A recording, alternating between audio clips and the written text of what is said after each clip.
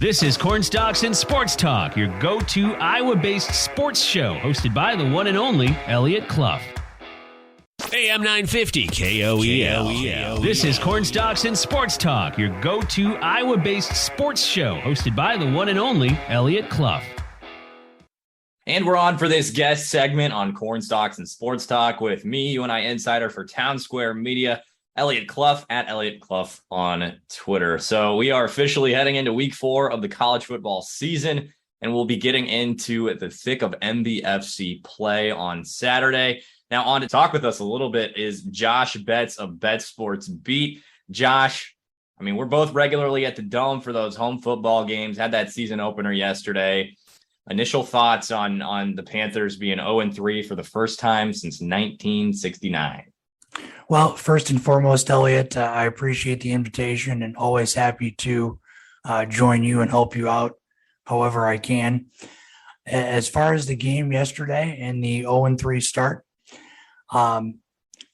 in this game against Sacramento State, to me, the story was the kind of the same refrain as the previous 2 games.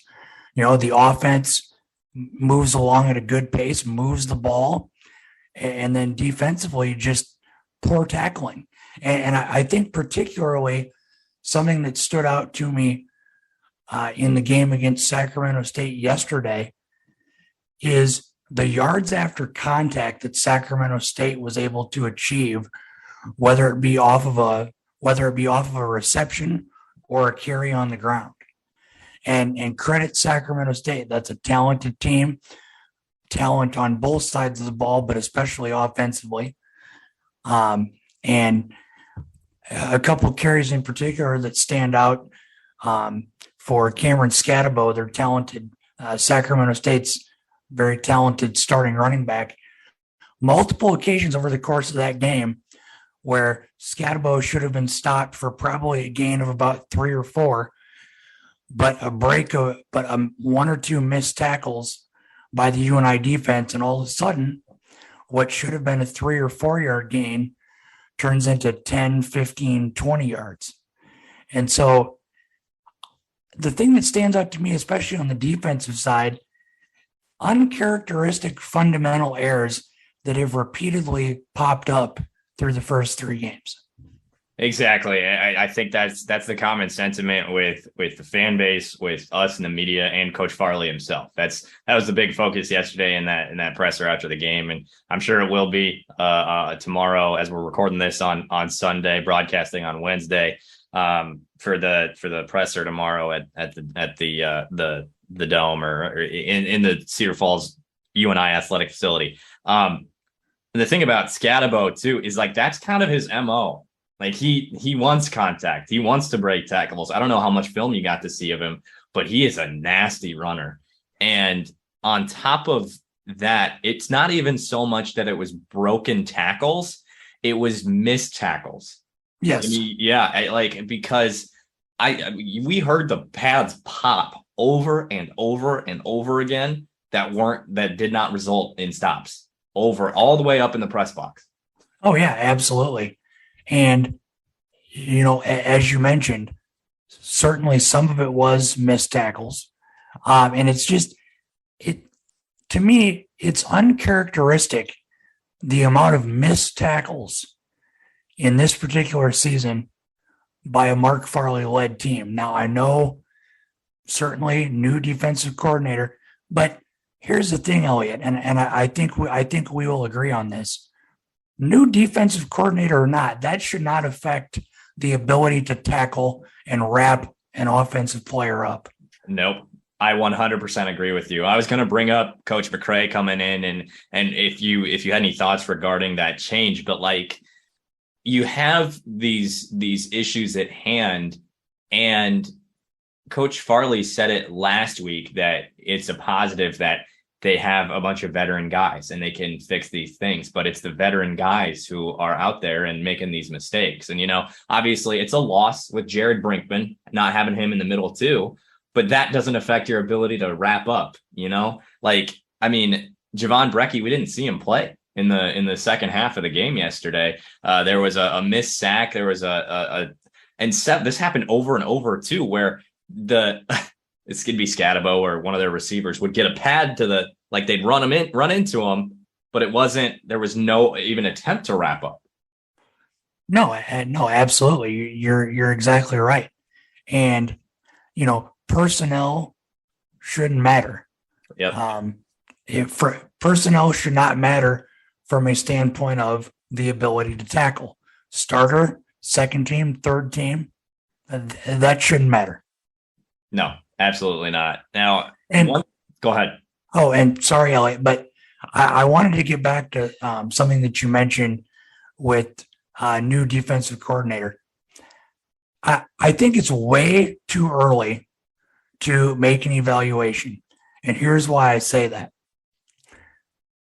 I think until we see a fundamentally sound game defensively, it's hard to put a lot of stock in what's occurred. So I don't think I'm at a point yet where I want to comment a whole lot on that, just because when we see a fundamentally sound game, I think that will be a better gauge as to as far as this defense under the new defensive coordinator. Right. And we've seen this play and the struggle defensively against three quality football teams. Next week, go ahead. Oh, sorry. Go ahead. I was just going to say this coming week, it's Western Illinois. And we had a conversation about that in the press box before the game. We'll learn a lot this weekend, I think. Western Illinois is the only other winless team in the NBFC. They haven't been good for quite a few years. And I think we're going to learn a lot this weekend about where the team's at mentally, and if the issues with the defense, if there's a time to get it fixed, it's against Western Illinois. I guess that's kind of what I'm saying. Well, and no, I think you're absolutely correct on that. To draw maybe a bit of a potential parallel to another game that took place yesterday, a lot of the discussion leading up to Iowa's game against Nevada yesterday was, could this be, and this should be, a get-right game for Iowa quarterback Spencer Petras? I think this game coming up on Saturday in Macomb against Western Illinois absolutely has the potential to be a get-right game for this UNI defense. Yeah, I didn't think about that. I'm glad you said that. That's a great parallel. And I mean, we both know it. We all know it. Everybody who covers the MVFC knows it. You gotta figure it out sooner rather than later, because you still got Missouri State. You still got South Dakota State coming up. You still South Dakota's generally a solid football team. They're coming up. Southern Illinois, you're playing them in Carbondale coming up here soon. So UNI has to get something figured out, whatever it might be, because you can train the fundamentals, you can say it, but you got to put it into practice too. Well, and we both know, fans and media alike know that the MVFC is difficult every year. But and I don't know how deep into the valley through 3 weeks you want to get into, but look no further than last night in Fayetteville, Arkansas. Missouri State led that game most of the way, and it took Arkansas scoring, I believe it was 21 unanswered points over the final 11 minutes and 38 seconds of the game for Arkansas to come back and beat Missouri State. And I certainly could make an argument that perhaps Missouri State and Southern Illinois have probably had the toughest non-conference opponents as far as outside of UNI. Certainly, from a UNI perspective, we know how quality of a team that Air Force is in the Mountain West. And then certainly a much improved North Dakota team in week 2 that UNI faced. So And then also yesterday, Southern Illinois goes into Evanston and gets a win over Northwestern. Now, granted, that Northwestern team is a little bit down perhaps from previous years, but at the end of the day, it's a victory for an MVFC school over an FBS team. So you're exactly right. Week in, week out now, the rest of the way. Every game's a challenge and no game is a gimme the rest of the way. Yeah, exactly. So with that said, going forward, where do you see this season going for the Panthers right now? I know you're right. There's only so much evaluation you can do through 3 games, but where do you see this going? Because it's not the start that anybody expected, nor the start that people around the program wanted, obviously. Well, we've talked a lot about defense and the fundamental issues that have taken place through the first 3 games. While certainly, I'm sure it's disappointing to Coach Farley and staff that there's so many fundamental errors occurring. I'd like to think if they can fix those fundamental errors that perhaps they don't give up perhaps so many points in games ahead. But I have a couple, while we're on the subject of defense, a couple of interesting stats that I found in preparation for speaking with you tonight, Elliot. Scoring defense, UNI sits right now tied for 94th in all of FCS football, allowing 38 points per game, right at 38 points a game. Rushing defense, this is a stat that I think your listeners might find particularly concerning. There are 123 teams in FCS football. I will ask you, Elliot, where do you think UNI ranks in rushing defense among those 123 teams? I don't want to answer it. 115th? 121st. Second to last nationally in FCS football, allowing 295.7 yards per game on the ground through the first 3 games. Fans, your listeners that are UNI fans listening to this know how much of a defensive coach Mark Farley is. Even to me, as I was preparing and looking up these numbers, that's a staggering number of rushing yards that are being given up. Now, shifting gears to offense, I've talked about how certainly the way the offense has moved the ball in all 3 games, that there's been stretches in all 3 games where the offense has certainly moved the ball at a good clip. And there is a particular area where the numbers do bear that out a little bit as far as the offensive success, and that is with regard to total passing yards through the first 3 games. In all of FCS football, Theo Day right now sits 9th in total passing yards on the season at 890 yards. A couple spots ahead of him in 7th place is Missouri State quarterback Jason Shelley, who has 920 yards through Missouri State's first 3 games. Coincidentally enough, shortly before we recorded this, the weekly Player of the Week honors were released by the Valley office for this week, and Jason Shelley won his 2nd straight MVFC Offensive Player of the Week honor. And a stat from Missouri State beat writer Wyatt Wheeler that he tweeted earlier tonight. As I mentioned, Jason Shelley has won the last 2 MVFC Offensive Player of the Week awards. Jason Shelley won 2 Offensive Player of the Week awards in all of last season.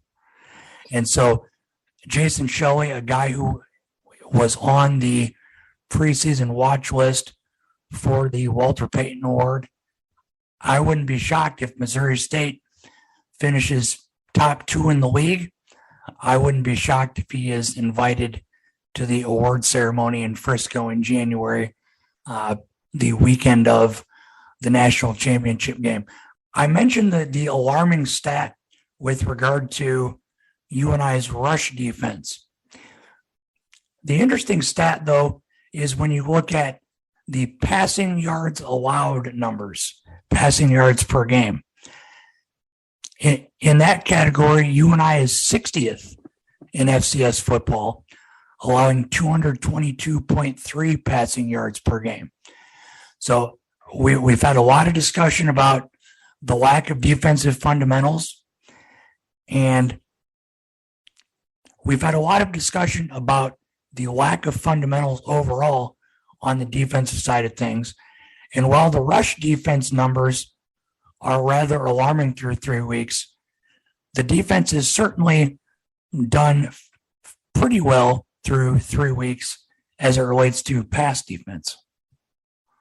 Yeah, before the season started, I put together that list of all the guys in the defensive backfield for UNI. I mean, it's loaded, right? Benny Sapp, Corby, who's been around for 7 years, Wu, Steph Black. I mean, you got transfers in Jonathan Fenix and Damian Cremity and Miguel Edwards.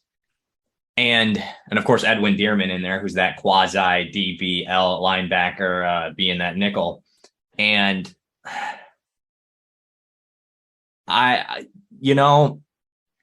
middle of the road is what they are defensively there. And UNI in the secondary in terms of pass defense. And you got to try to look for the positive sometimes, right? Like at least it's not 121st or what have you. But UNI, you're not supposed to be okay with being middle of the road defensively, right? And so, man, I winced when you told me 121st, but 60th hurts too, Well, and we've certainly talked a lot about the defensive side of things, and you mentioned the returnees on defense. I'm not sure if you've looked this stat up, but if you had to guess, who do you think leads as far as through the first 3 games? Who do you think leads this UNI team in tackles right now? Oh, gosh. Purely based on history, I'd say Spencer Cuvalier. He's second. Okay. Corby Sander, 21 tackles. He leads the team with 21 tackles. And then you have Benny Sapp III tied for 4th with 11, Wu Governor at 10. When you have that many secondary guys towards the top of your chart in tackles on the season, not just through 3 games, but even on a game-by-game basis, if you have defensive backs toward the top of the tackle chart for a given game, that's not a great sign. Yeah. And you can rationalize that to yourself by saying, he's been around for 7 years. He's a great tackler. But when the running game is reaching that 3rd level of the defense on that much of a regular basis, there's no rationalization to be made. No, absolutely. And look how many times that happened yesterday just by missed tackles. Yep. A number of times. Yep. And as I mentioned before, the yards after contact yesterday, that particularly stuck out yesterday, even more so than in the first 2 games, in my opinion.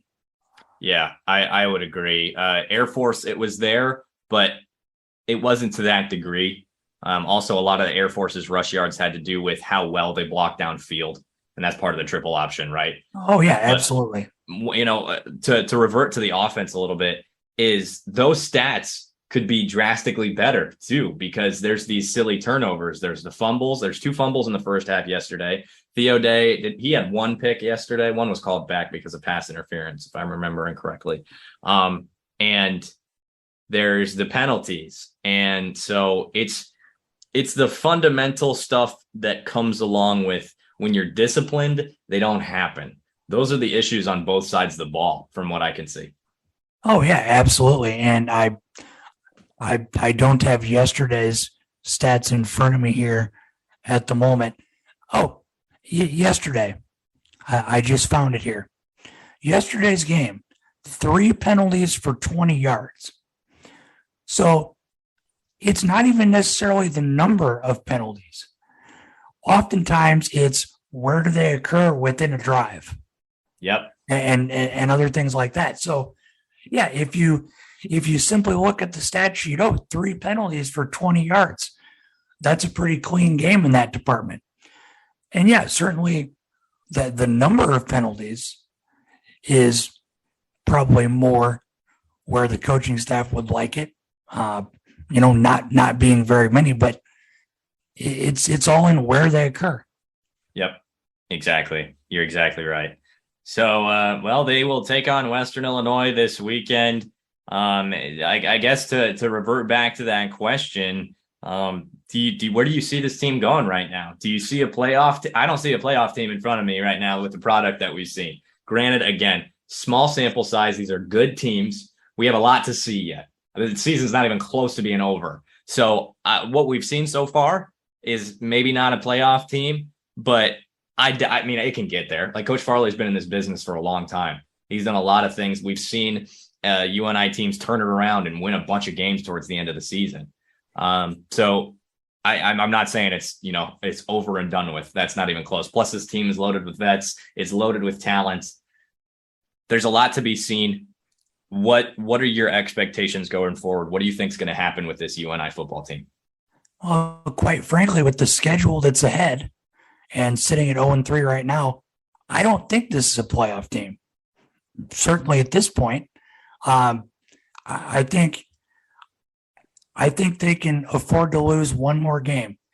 The Valley is too good at the top this year. I don't know that this is a year where 6-5 gets you in. At Western Illinois this Saturday and then back home for Indiana State, that I would mention to your listeners, this Indiana State team is much improved. Their record might not show it, but this is a much improved Indiana State team that is playing extremely inspired football right now. For those that may not know, prior to the start of the season, I believe this was in late August. I don't recall the exact date, but there was a car accident that killed 2 Indiana State football players, and that accident occurred prior to the season opener. And this is an Indiana State team, like I mentioned, playing some extremely inspired football. And certainly in the past couple of years, Indiana State has had a bit of a down team. This is an Indiana State team that is incrementally trending upward. That game in 2 weeks in the Dome in October 1st, that's going to be a more difficult game than perhaps some of your listeners might realize. And then Illinois State at home, the 8th of October. After that, Illinois State's always a solid team.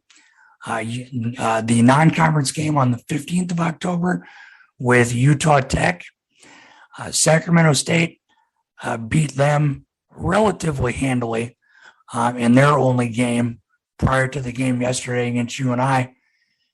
What stands out to me looking at this schedule, Elliot, for UNI, and what I think will very much tell the tale of what this season will look like, is the last 4 games on their schedule.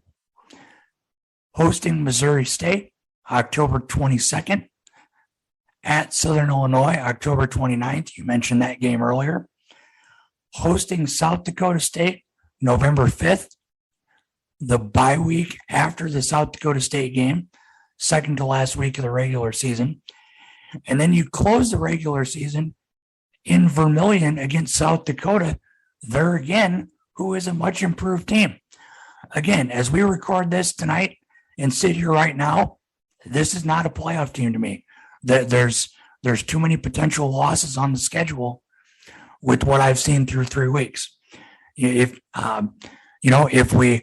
we connect, 3 or 4 weeks from now, maybe my opinion's different and has changed. But right now, I don't see this as a playoff team.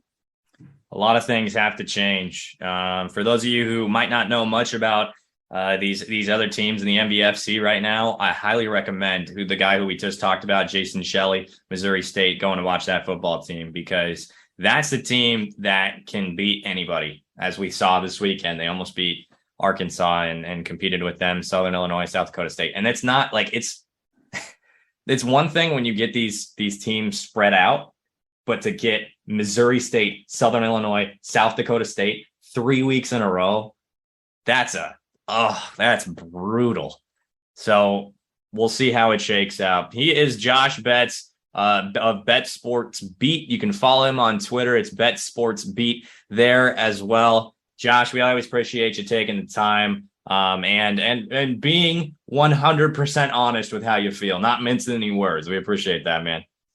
Well, like I mentioned at the start, Elliot, certainly I appreciate the invitation.